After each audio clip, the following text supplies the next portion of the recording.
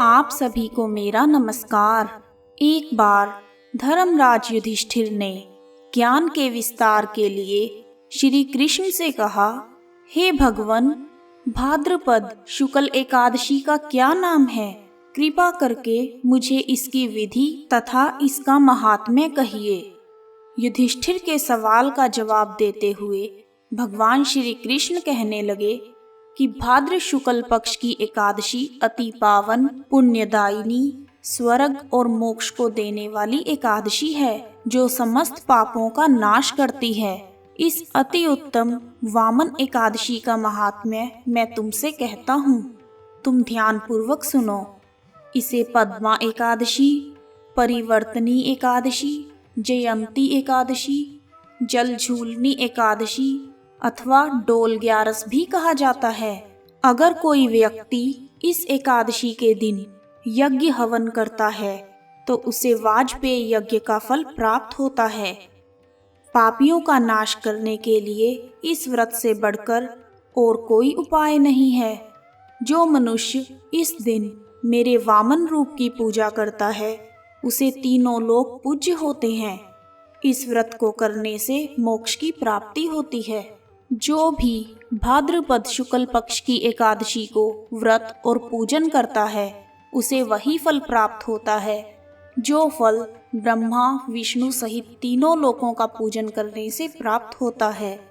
अतः हरिवासर अर्थात एकादशी का व्रत मनुष्य को अवश्य करना चाहिए। इसे परिवर्तनी एकादशी इसलिए कहते हैं क्योंकि इस दिन भगवान श्री हरि विष्णु करवट लेते हैं।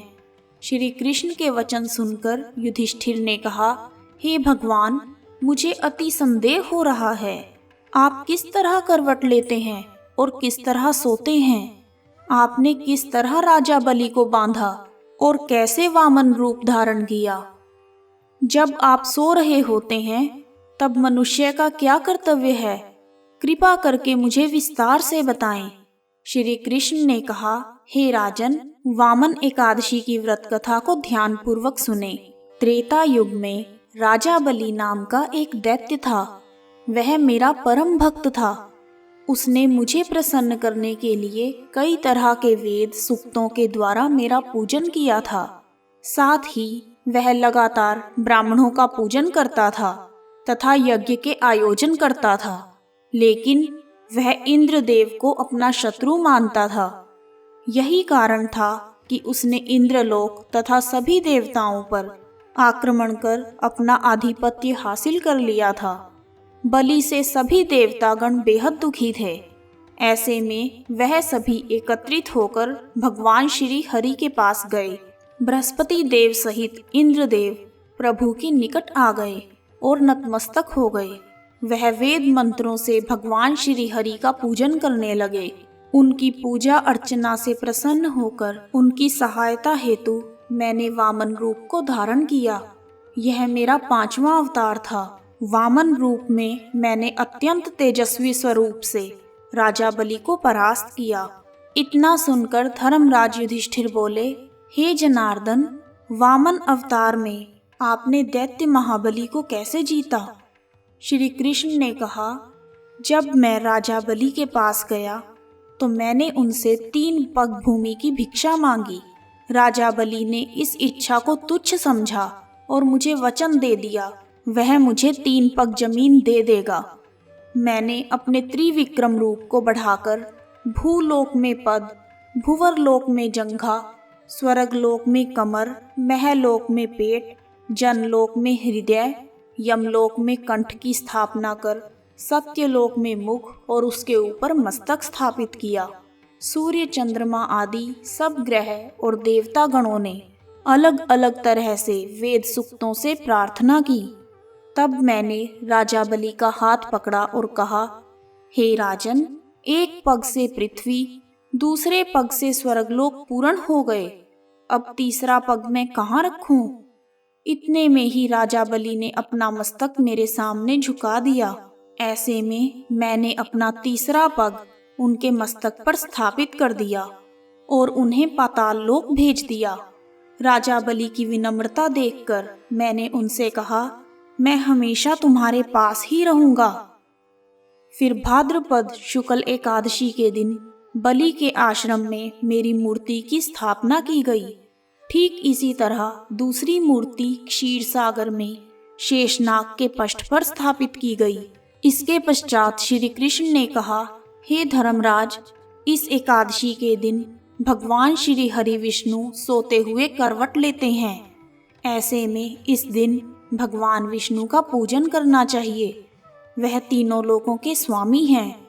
रात्रि में जागरण करके सुबह ब्राह्मणों को तांबा, चांदी और चावल तथा दही का दान करना भी उचित माना गया है। अगर इस व्रत को विधि पूर्वक किया जाए तो मनुष्य सभी पापों से मुक्त हो जाता है। वामन एकादशी की यह अति पावन कथा पढ़ने और सुनने मात्र से ही व्यक्ति को 1000 अश्वमेध यज्ञ का फल प्राप्त होता है।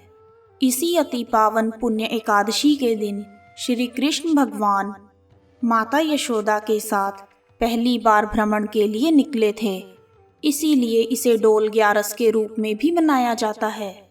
इस दिन श्री कृष्ण भगवान के बाल रूप की झांकी को सजाया जाता है। श्री कृष्ण भगवान के बाल रूप का श्रृंगार करके उनके लिए डोल तैयार किए जाते हैं।